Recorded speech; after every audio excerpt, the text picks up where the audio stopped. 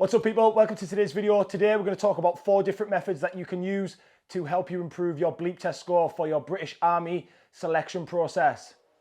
Let's get into it. Okay guys, so just before we get started, I want to introduce myself. My name is Kyle, I used to be in the British Army. My sole job at the moment is to prepare people like yourself ready for the assessment centre and to pass phase 1 training. So I've got a little bit of knowledge on what it takes to get through the assessment centre and the application process itself.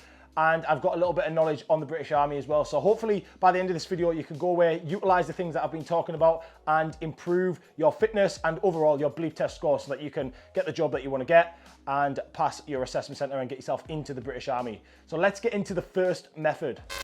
So just before we jump into the video, for the people that don't know what I'm talking about in terms of the Bleep test is a cardiovascular fitness test. It's based on shuttles with 20-metre distance between cones. So you would start on a beep, you'd run to the next cone before the beep goes off. If you do not make it, then you get a warning. If you do make it, you carry on going until you cannot go any further. As you go through the levels, the tempo gets a little bit quicker between the shuttles until it gets to like level 28, and then it gets very, very difficult.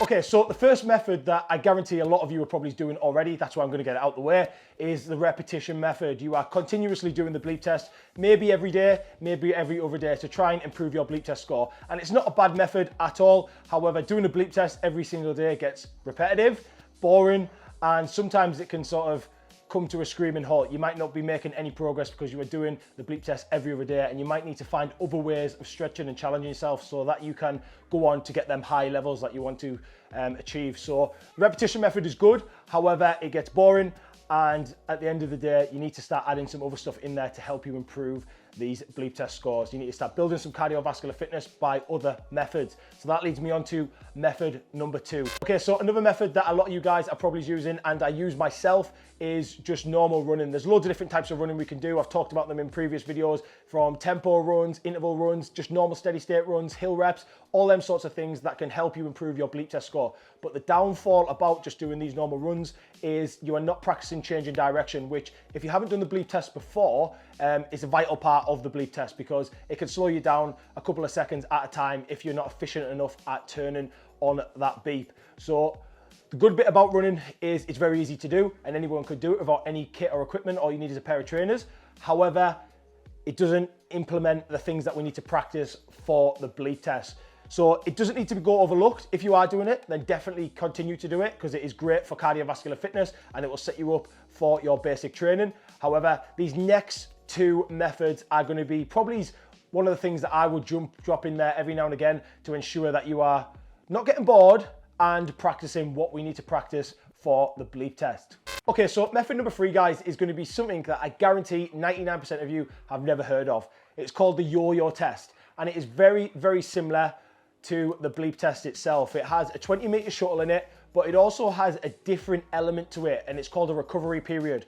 So I'll put a little video on the screen of it now so you can get a sort of picture in your head and you can see how the test itself runs. But it's exactly the same as the Bleep test in the way the stages go up and the tempo goes up between the beeps. However, in between each shuttle, you do a 10-second recovery sort of shuttle, which is going to allow you to sort of bring that heart rate down slightly and get them little recovery periods in. And it just adds that little bit of recovery to help you sort of push beyond them levels. Doing something like this on a regular basis, maybe once a week or even once every 2 weeks, is going to help spice up your training a little bit. Also going to help practice them changes of direction like we spoke about earlier. So it's definitely something I would implement if you haven't done so already, and it's something that I'm going to start implementing for my students, because like I said, it's a little bit more funner because you get that little recovery period, you're not just bouncing back and forth, and it implements all the key areas that we need to improve on the Bleep test. Now, the 4th and final one, this is another really good way of improving your Bleep test score, and it's done by using the Bleep test itself. But what you require to do is you basically get up to a stage where you're starting to feel it a little bit. So for example, if you were getting level 7 and that was your maximum, you would probably start the Bleep test at about level 5 after you've done a warm up. So you'd start the Bleep test at level 5, you do a shuttle out, beep, beep, back, and then you come back and you would rest. It's very similar to what the yo-yo test is. However, you could do this one with a partner. So what we do in our college is one partner runs out, goes out, comes back, and then they swap with the other partner out and back, and they continue to do that until they get to a place where they cannot meet the beeps anymore. Once again, similar to the yo-yo test, you are practicing the turns on the line, and also you're getting that recovery period. And you're also getting that warm, fuzzy feeling inside when you get to these high levels, and you know what to expect at these high levels. So, for example, if you are someone that is only getting like level 8, level 9 at the moment, but on this test, you can get to level 11 with a partner, you have already experienced what it takes to get to level 11 in terms of the speed and the tempo of the shuttles. So when you next go into your full bleep test, where you're not doing the method I'm talking about, you are gonna know what to expect at these levels, and it might just push you over that sort of that threshold to get you into them high levels, and it gives you that warm fuzzy feeling inside. So it's a really good method, I think, and it's great for teamwork. So give this one a go. Okay guys, so I hope you enjoyed that video there. I wanted to add a couple of methods that you can use and go away and put into practice to help you improve your bleep test. Now, I'm gonna have to apologize about the dog because she just thinks she can jump up.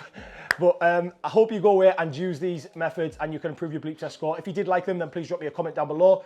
If you do want to subscribe to the channel and get some more tips and tricks on how to get through the application process, then please do so. Thanks so much for watching, and I'll catch you in the next one.